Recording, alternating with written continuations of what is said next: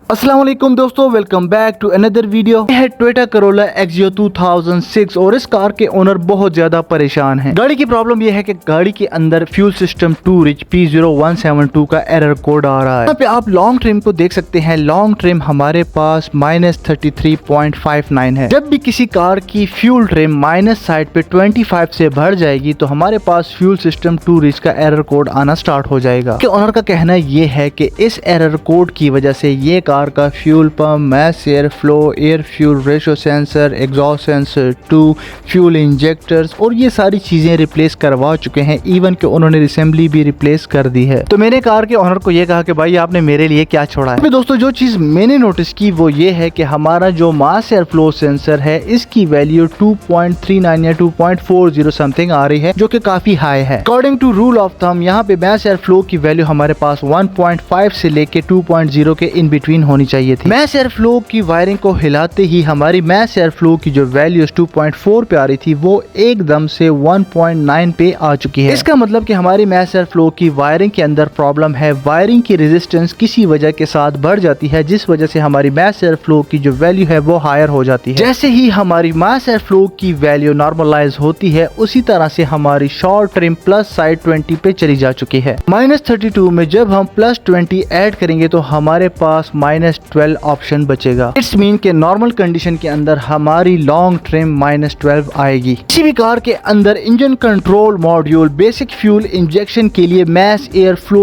की वैल्यूज के ऊपर डिपेंडेंट होता है। एयर फ्लो के अंदर एक टाइनी से सर्किट होता है जो कि cold wire and hot wire के जरिए से ये डिसाइड करता है कि इंजन के अंदर कितनी एयर इंटर कर रही है, और इसी वैल्यूज की बेसिस के ऊपर engine control module basic fuel injection को पल्स विथ को डिसाइड करता है कि इस कार का इंजेक्टर पल्स विथ कितना होना चाहिए। मैस एयर फ्लो के इस सिग्नल को VG से डिनोटेड किया जाता है और इस सर्किट को ऑन होने के लिए इग्निशन का पावर एंड ग्राउंड चाहिए होता है। मैस एयर फ्लो सेंसर के अंदर लगा हुआ ये टाइनी सा सर्किट एक छोटा सा कंप्यूटर है जो ये डिसाइड करता है cold wire and hot wire की हेल्प से, और ये देखता है कि हमारी हॉट वायर के ऊपर कितने मिली एम्प्स हैं। उसी की बेसिस के ऊपर ये डिसाइड करता है कि हमारा आउटपुट सिग्नल कितना होना चाहिए। और रिपेयर मैनुअल में हमें फ्यूल सिस्टम 2 रिच के बारे में यहाँ पे बताया जाता है कि हमारे कौन कौन से कंपोनेंट्स हो सकते हैं जिसकी वजह से फ्यूल सिस्टम 2 रिच का एरर कोड हमें देखने को मिलता है। कार में फ्यूल सिस्टम 2 रिच की मेन कॉस्ट थी वायर हार्नेस और कनेक्टर। रिपेयर मैनुअल में मैन्युफैक्चरर हमें यही बताता है कि जब भी हमारे पास फ्यूल सिस्टम 2 रिच का एरर कोड आता है तो यहाँ पे आपने इनटेक एयर सिस्टम को नहीं चेक करना होता, जबकि ऐसा नहीं है दोस्तों। मैंने बहुत सारी कार्स के अंदर ये देखा है कि कार एयर ले रही होती है जिसकी वजह से मैस एयर फ्लो की जो वैल्यूज हैं